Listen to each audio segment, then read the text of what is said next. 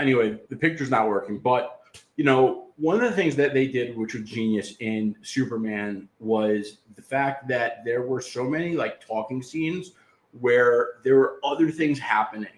My best example for that was when Superman was having that serious conversation in Lois's apartment, and they were talking about, how they view just people differently. Lois was like, "You're kind of a dork. You're not really punk rock." And Superman was like, "Well, maybe the way I see people, it is the real punk rock." They, in these big IP superhero movies, they try to make sure there's enough spectacle to balance the drama, to hold fans' attention. But one of the ways that James Gunn did that was so genius was that behind the window, there was the Justice Gang fighting the Dimensional Imp.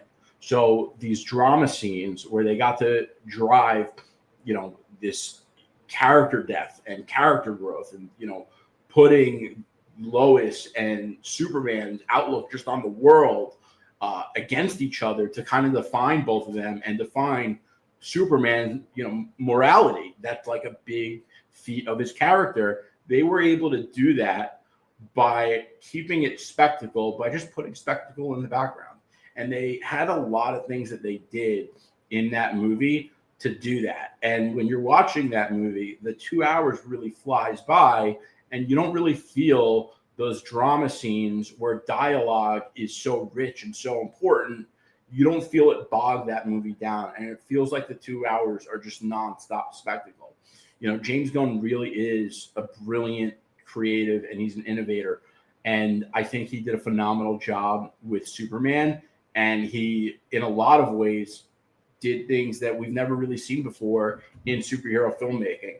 And I think he's going to be a major trendsetter. And it seems like he did a great job with Guardians of the Galaxy trilogy, but it's clear that James Gunn saved a lot of his best ideas for another day. And it seems like we're finally getting that day right now.